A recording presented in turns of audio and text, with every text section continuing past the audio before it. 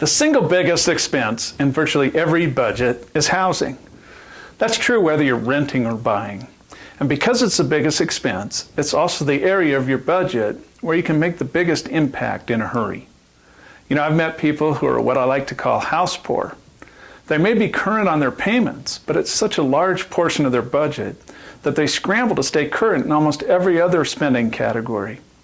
If you're struggling to make ends meet every month, here's a few suggestions related to housing that might help you free up some monthly cash flow to take some of that financial pressure away.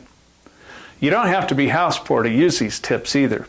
If you just want to have a little extra money each month that you can save or invest, or maybe just enjoy a little nicer lifestyle, these tips might help you find it, as long as you're willing to make a little temporary sacrifice.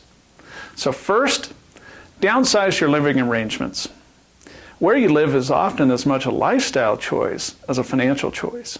If you can find a less expensive place to live that has the amenities that you need, then downsizing can help you free up potentially hundreds of dollars per month.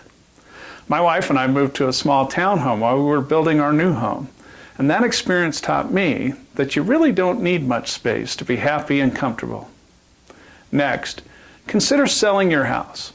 If you're deep in debt and have some equity in your home, you can unlock that equity to retire some of the high interest debts that you have by simply selling the home and maybe renting for a little while until you get caught up. You may be able to pay off a credit card or a student loan and free up hundreds of dollars a month in cash flow. With those debts wiped out, you'll soon be in a better position to purchase your next home. Next, consider refinancing your current mortgage. With interest rates at historic lows, you may be able to refinance your mortgage to free up several $100s per month in cash flow. When you lower your interest rate, or if you increase the term of your loan, the payment you'll make goes down. Check with reputable local mortgage lenders in your area and explore what options might be available to help you lower your payment.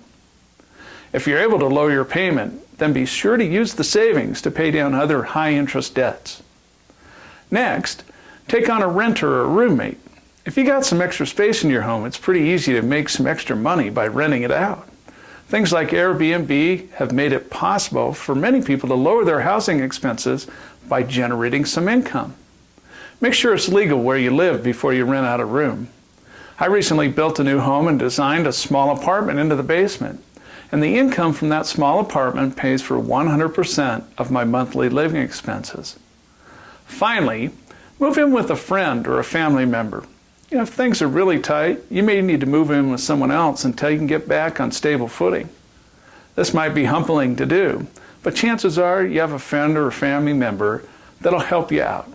Just be grateful and don't make it a permanent thing.